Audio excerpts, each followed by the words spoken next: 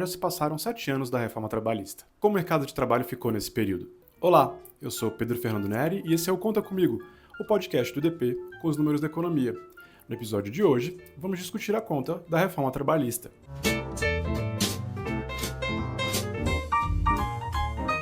A reforma foi aprovada em 2017 e começou a valer no final daquele ano.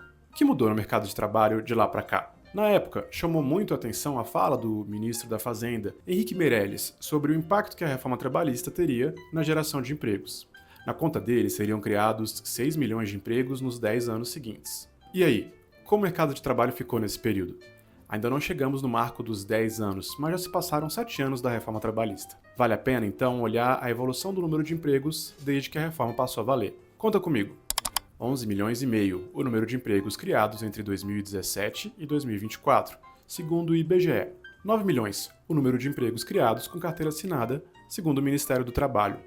Então, podemos considerar que nos 7 primeiros anos da reforma, a meta, entre aspas, já foi conquistada? Aquela conta de 6 milhões de empregos em 10 anos? A verdade é que não. Não é possível cravar que toda a melhora nos números do mercado de trabalho veio da reforma trabalhista. No jargão, a gente precisaria estimar um contrafactual, simular o que teria acontecido sem a reforma. Apenas comparando esses dois cenários, o factual, que aconteceu, e o contrafactual, simulado, é que a gente poderia calcular o impacto das mudanças feitas na CLT.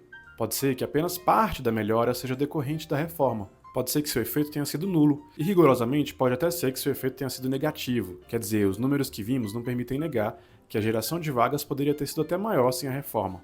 Vamos dar uma olhada nas estimativas de contrafactual daqui a pouco. Agora, é interessante a gente separar a evolução da economia brasileira nos últimos anos.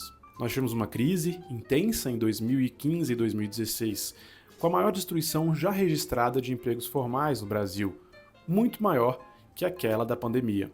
Foi na atuada dessa recessão que a reforma trabalhista e outras reformas foram propostas.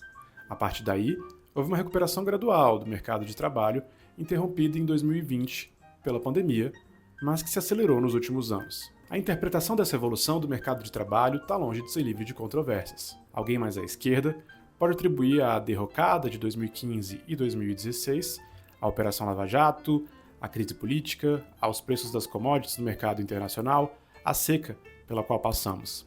Nessa visão, a recuperação nos anos subsequentes não teria nada a ver com reformas, mas sim com o fim desse ciclo. Em particular, nos últimos anos, seria o impacto do gasto público em decorrência das eleições de 2022 e do novo governo Lula que explicaria a melhora mais recente no emprego.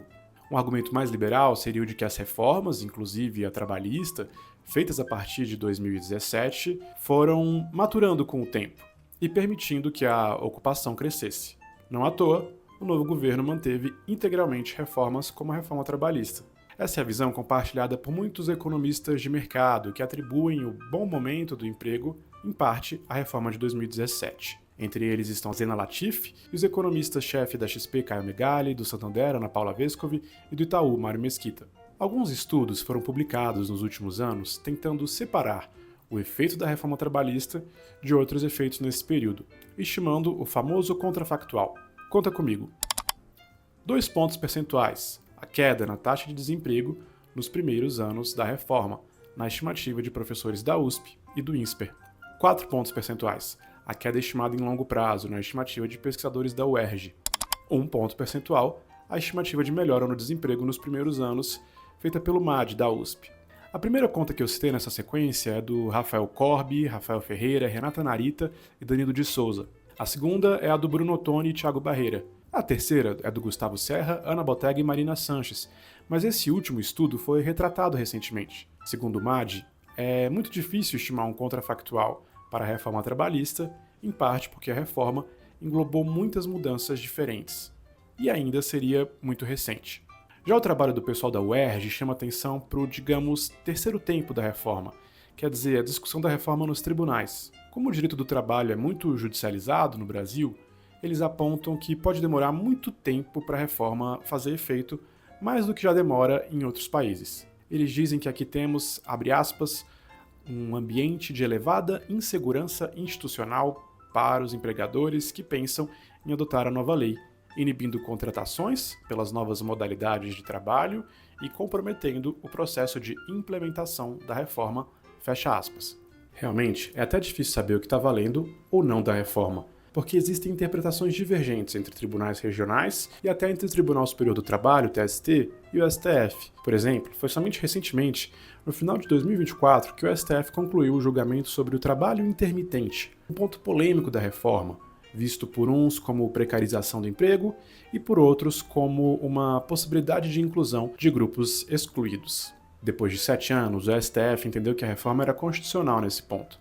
O que a gente pode concluir então desse debate? Uma coisa é certa: o fim do mundo propalado pelos críticos da reforma trabalhista não aconteceu, e o período de vigência da reforma coincidiu com uma boa melhora no mercado de trabalho. Nos últimos 7 anos, o desemprego caiu quase pela metade, mas também está claro que os bons números estão longe de ser suficientes para zerar as polêmicas, assim como sabemos também que o mercado de trabalho pode melhorar muito ainda. Como vimos em outros episódios, a informalidade é disseminada no Brasil, o desemprego continua alto para vários subgrupos de nossa população e o trabalho é penalizado por uma alta carga de tributos no país. Por isso tudo, e diante dos avanços da inteligência artificial, nos próximos anos devemos continuar debatendo o mercado de trabalho no Brasil. Nosso podcast sai às segundas e sextas-feiras. Eu sou Pedro Fernando Neri e você pode me seguir e seguir o IDP nas redes sociais. Até a próxima, conta comigo!